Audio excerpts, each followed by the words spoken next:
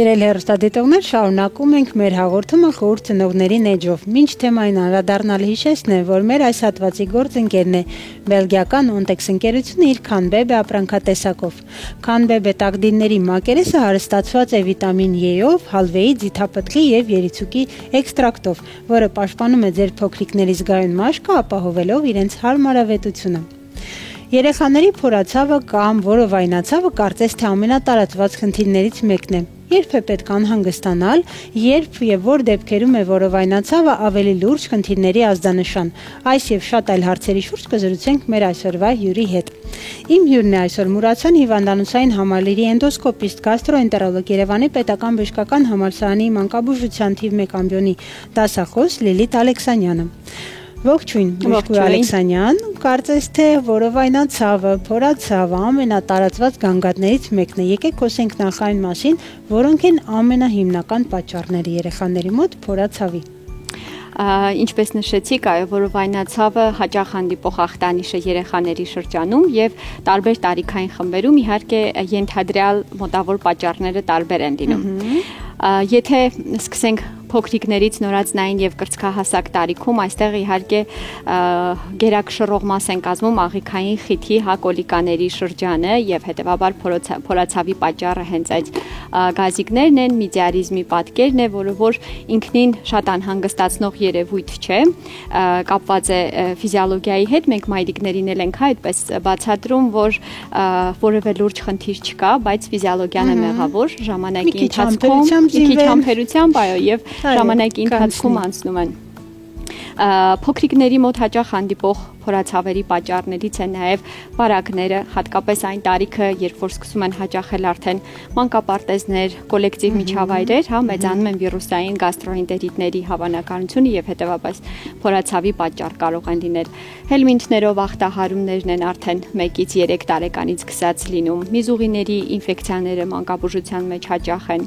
հանդիպում։ Մի փոքր ավելի մեծ տարիքի դպրոցահասակ տարիքի երեխաների մոտ հնարավոր է եւ ստրեսային, հուզական, էմոցիոնալ ֆոնի հետ ասոցացված նյարդային գենեզ ունեցող, այսպես ասած, որովայնացավերը։ Այստեղ այսինքն եւ իրենց հուզական ֆոնը, միգուցե քննական շրջան է, պատասխանատվությունն է շատանում, կյանքի նոր էտապի հետ կարող է նաեւ հուզական ֆոն ունեցող փորացավեր եւս լինեն։ Այո, ստրեսային եւ հուզական իրավիճակներում իհարկե աղիները, այսպես ասած, ինտակտ չեն մնում եւ արձագանքում են դրանց, որը դրսեւորվում է աղիների շարժողական ֆունկցիայի փոփոխմամբ, սեկրետոր ֆունկցիայի տուժմամբ եւ նաեւ ցավի նկատմամբ ընկալունակությունն է փոխվում այս պարագայում, հատկապես այդ դպրոցահասակ տարիքում, երբ ծանրաբեռնված են, քննական շրջան է, հաճախ հանդիպում ենք բուլինգի երևույթները դպրոցահասակ շրջանում կամ ինչ-որ ընտանեկան կոնֆլիկտներ են նույնիսկ ամենապարզ թվացյալ բարձրացնում են ցավային շեմը եւ երեխան կարող է գանգատվել որովայնացավից։ Եվ առաջինը իրենց ամենազգայուն օրգան համակարգը ստամոքսալքային տրակտն է, կարծում սա ակտուալ է մեծահասակների դեպքում եւս։ Այո, ակտուալ է, ինչպես գիտենք, աղիների նյարդային համակարգը իր սեփական, նյարդային համակարգը, էնտերալը ուղիղ կապ ունի ուղիղ ողնուղեղային կենտրոնական նյարդային համակարգի հետ եւ մեկը մյուսի հետ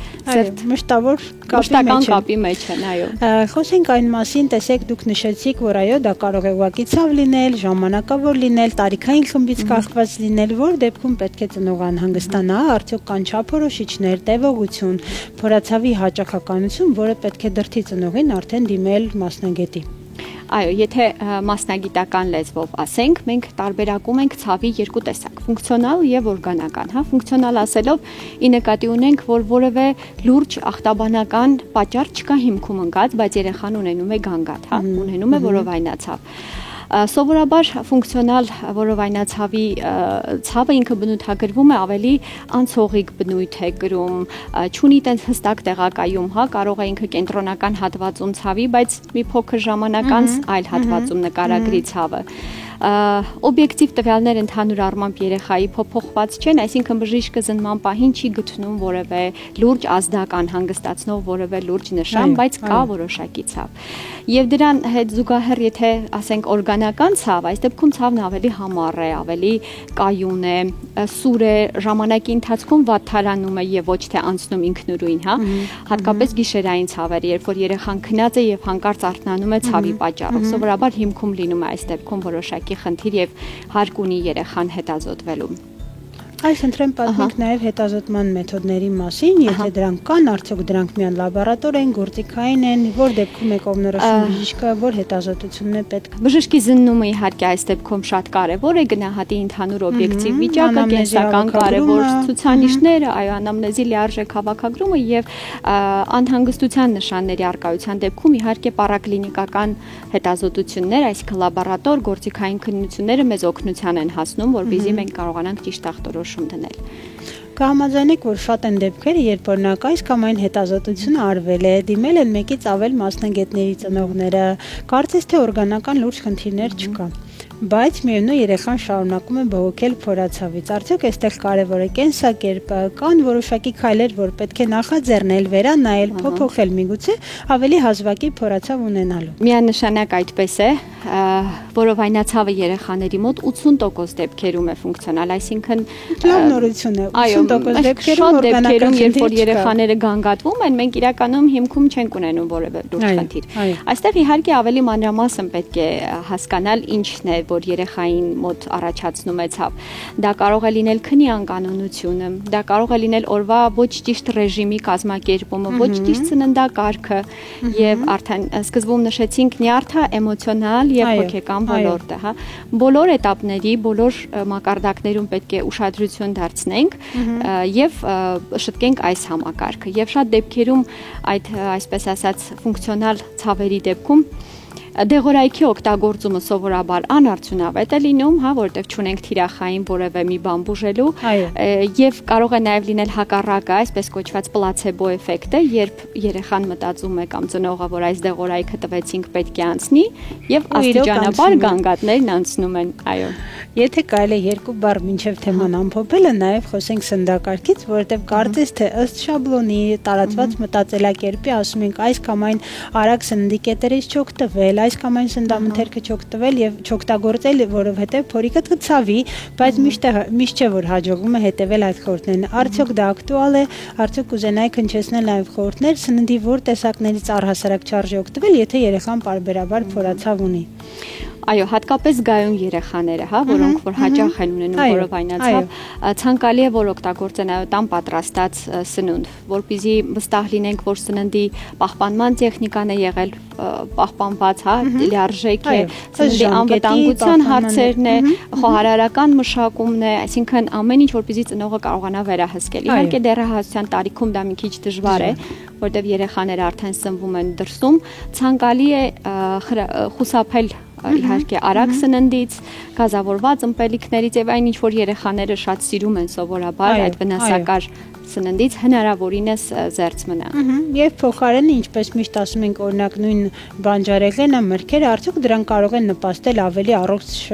ստամոքսային տրակտ ունենալու։ Շատ լավ, շնորհակալ եմ շատ հետաքրքիր զրույցի համար, եթե վերջում ունեք խորհուրդներ ընդհանուր, որոնք կուզենայիք հնչեցնել, թե ծնողներին, թե այն բալիկներին, ովքեր ունեն փորացավ, խնդրեմ։ Միանշանակ կարևոր է ուշադրություն դարձնել երեխայի առօրյային, օրվա ճիշտ ռեժիմին, ինչպես նշեցի արդեն քունը պետք է լինի հստակ կարգավորված, հաճախակի զրույցները ծնողի հետ երեխային ապահովել լիարժեք երջանիկ մանկություն։ Շնորհակալ եմ շատ, բժիշկ Ալեքսանյան։ Հիշեցնեմ, որ մենք այսօր խոսեցինք ամենատարածված գանգատներից մեկի, որը վայնային ցավերի կամ փորացավերից, եւ ինչպես բժիշկ Ալեքսանյանը նշեց, այստեղ կարևոր է ոչ միայն սննդային վարքագիծը, այլ նաեւ երեխայի հոգեհուզական վիճակը, վստահելի եւ հանգիստ միջավայրը ծնողների հետ եւ իհարկե ապրելակերպը, կենսակերպը, քնի ռեժիմը անգամ։ Այսօր պատրաստել էինք այսքանը, հիշեցնեմ, որ այս հատվածի մեր գործընկերն է բելգիական Ontex ընկերությունը իր Canbebe ապրանքատեսակով, բնական կոնցեպտով պատրաստված Canbebe տակդիրները չեն պարունակում պարաբեններ եւ այլ ալերգեններ, ապահովելով ձեր փոքրիկների հարմարավետությունը։ Դե այս պահին առաջարկում եմ շարունակել հաղորդումը, տեսնենք ինչ է մեզ հաջորդիվ սպասվում։